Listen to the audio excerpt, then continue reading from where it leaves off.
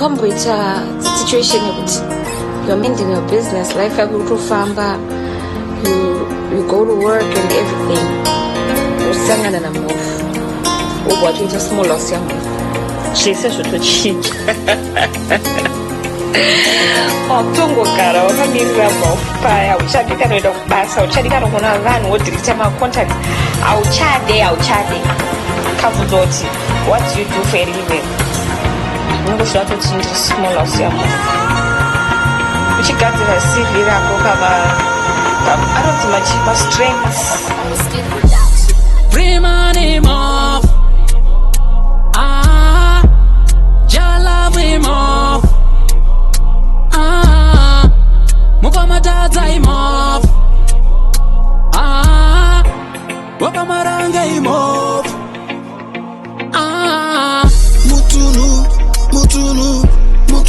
ne mago, mutunu ne mago, mutunu ne mago, mutunu ne.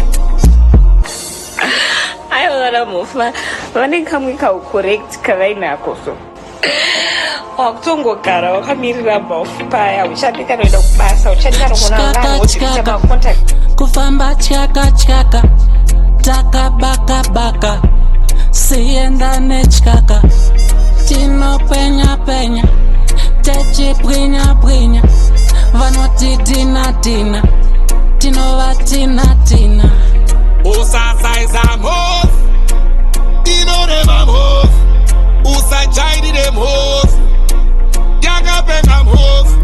Victor Mhofu, JC Mhofu, Rocky Mhofu, Mokari Mhofu,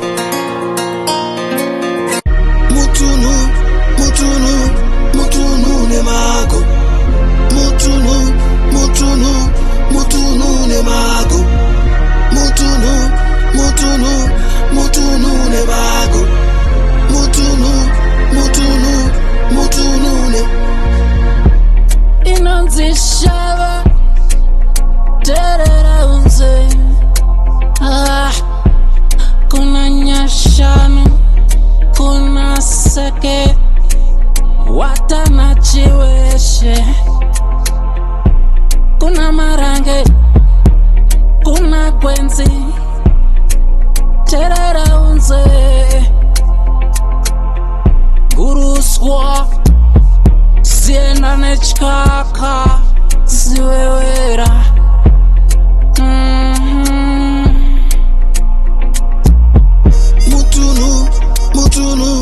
Mutunu ne mago, mutunu ne mago, mutunu ne mago, mutunu ne.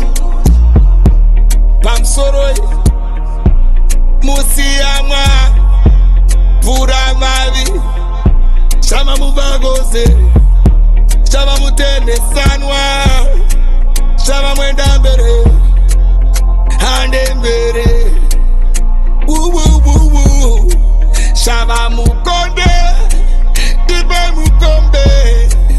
tipe mukonde, yeah. Kune vana vedu vechiskana, vatoti vanachiera,